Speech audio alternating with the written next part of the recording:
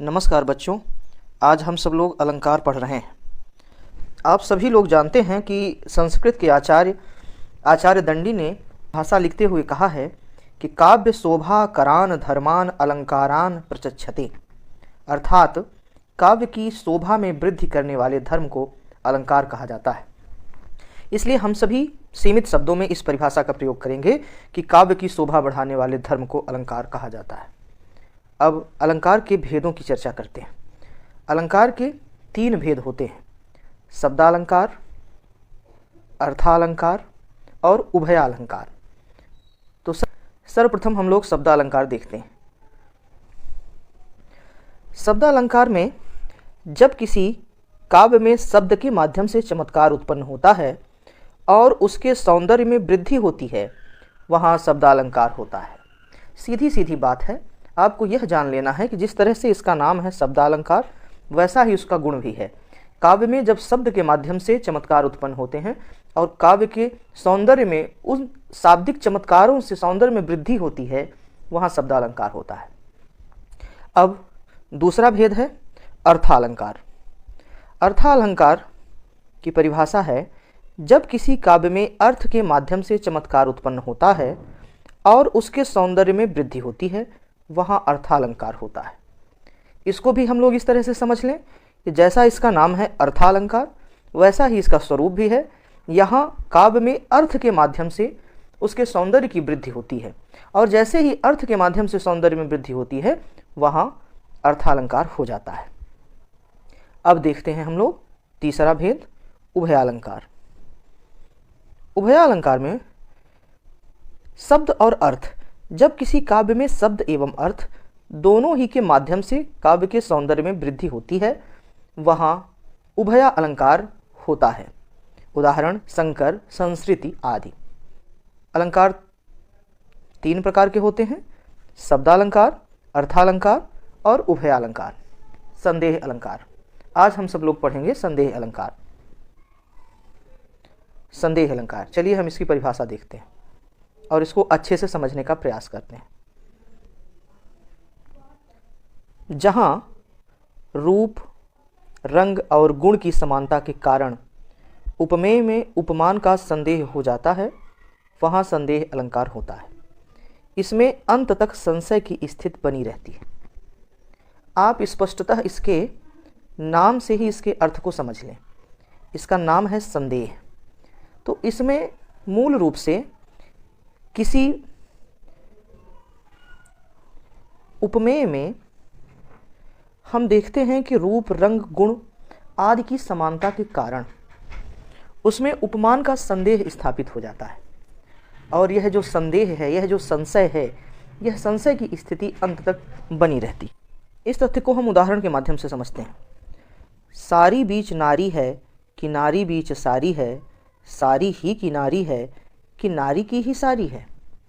यहाँ इस बात का संशय निरंतर बना हुआ है कि यह साड़ी से बनी हुई नारी है कि नारी ही साड़ी की है, साड़ी के मध्य में नारी है कि नारी के मध्य में साड़ी है। अर्थात यहाँ साड़ी के बीच नारी है या नारी के बीच साड़ी है, इसका निश्चय नहीं हो पाने के कारण संदेह अलंकार है। आप समझ लें कि संदेह की स्थिति यह होती है कि इसमें अनिश्चय की हालत होती है, इसमें अनिश्चय की स्थिति होती है। इसमें इस बात का निश्चय कर पाना कठिन होता है कि संबंधित व्यक्ति या संबंधित वस्तु किस स्थिति पर है, वह क्या है। उसमें दुविधा की स्थिति सदैव बनी रहती है। इस प्रकार से हम लोग संदेह अलंकार को समझ सकते हैं। अब चलते हैं हम लोग दूसरे अलंकार की ओर, सांगरूपक।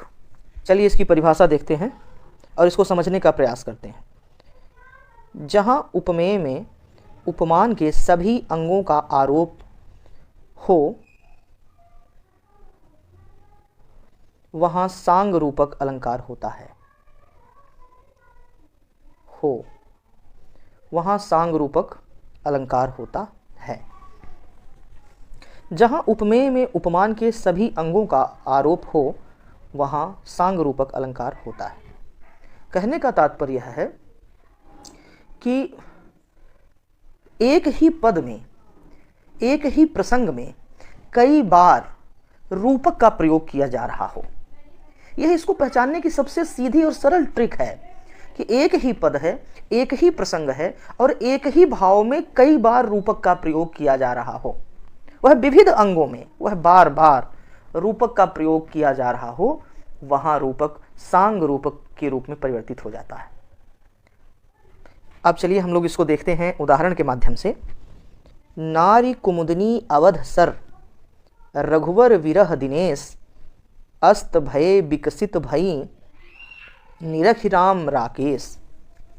इसमें हम देख रहे हैं कि नारी कुमुदनी, नारी और कुमुदनी में रूपक हो गया है, नारी को कुमुदनी बना दिया गया है, अर्थात जो स्त्रियां हैं वह सभी कुमुदनी का फूल हैं।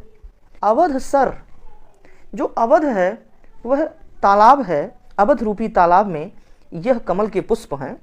रघुवर विरह दिनेश, जब भगवान श्री राम रघुवर विरह दिनेश, जब प्रभु श्री राम के विरह रूपी सूर्य अस्त हो गया, अस्त भय विकसित भई, जब भगवान श्री राम के विरह रूपी सूर्य के अस्त हो जाने पर यह कुमुदनी, यह विकसित हो जाते हैं, खिल जाते हैं।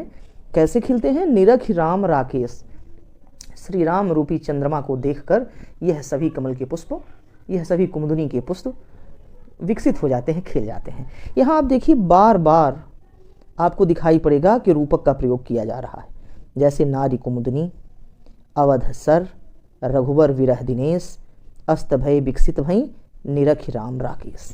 तो जब आपको यह दिखाई पड़े कि एक ही प्रसंग में, एक ही भाव में, एक ही कथन में बार बार रूपक के प्रयोग हो रहे हैं विविध अंगों में, तो आप स्पष्टतः जान लें, ये बहुत ही सहज ट्रिक है, आप पहचान जाएं कि यह सांग रूपक अलंकार है। अब दूसरा उदाहरण देखते हैं।